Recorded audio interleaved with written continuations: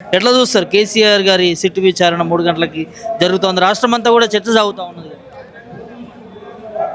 దాదాపు 14 సంవత్సరాలు తెలంగాణ రాష్ట్ర ఏర్పాటు కోసం అనేక ఉద్యమాలు చేసి అందరినీ ఒక్కతాటిపై తీసుకొచ్చి చివరికి తన ప్రాణాన్ని సైతం పణంగా పెట్టి తెలంగాణ రాష్ట్రాన్ని సాధించిన గొప్ప నాయకుడు కేసీఆర్ గారు.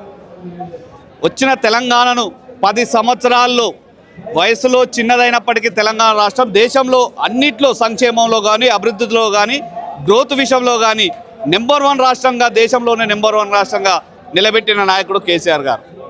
సరే, ప్రజాస్వామ్యంలో ఎన్నికలు అన్నప్పుడు ప్రభుత్వాలు మారుతుంటాయి, గెలుస్తుంటాయి, ఓడుతుంటాయి.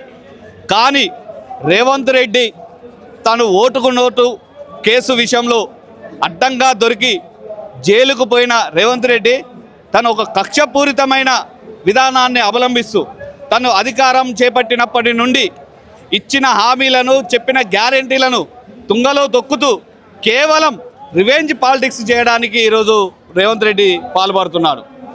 అధికారం రాగానే ఒకవైపు కాళేశ్వరం ప్రాజెక్టుపై విచారణ, ఒకరోజు ఈకార్ రేస్లో విచారణ, ఒకరోజు సిట్ ఆన్ పేరు మీద, టెలిఫోన్ ట్యాపింగ్ పేరు మీద ఈరోజు దాదాపు 2 సంవత్సరాల కాలం నుండి ఈ నోటీసుల పేరు మీద, విచారణ పేరు మీద పాలన కొనసాగిస్తుంది. ఈ ఫోన్ ట్యాపింగ్ అనేది ఇప్పటి కాదండి, రాజుల కాలం నుండి కూడా నిఘా వ్యవస్థ అనేది ఉన్నది, గూఢాచారి వ్యవస్థ అనేది ఉన్నది.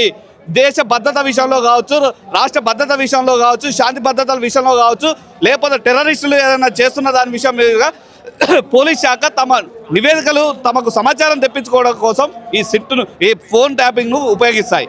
కానీ ఈరోజు రేవంత్ రెడ్డి 10 సంవత్సరాల కాలంలో ప్రభుత్వంలో జరిగిన అవినీతి కానీ ఏది కానీ తనకు ఏది దొరకట్లేదు. కొండను దోవినా కూడా ఎలకను పట్టినట్టు ఉన్నది.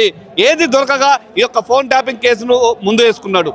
అయినప్పటికీ మా యొక్క నాయకులు చట్టం పైన, న్యాయస్థానాలపైన నమ్మకం ఉండి కేటీఆర్ గారు కానీ, హరీష్ రావు గారు కానీ, అదేవిధంగా సంతోష్ రావు గారు, వీళ్ళందరూ కూడా చట్టాన్ని గౌరవించి వాళ్ళు పిలిచిన సిట్ ఆఫీస్కు పోయి వారి విచారణకు సహకరించారు.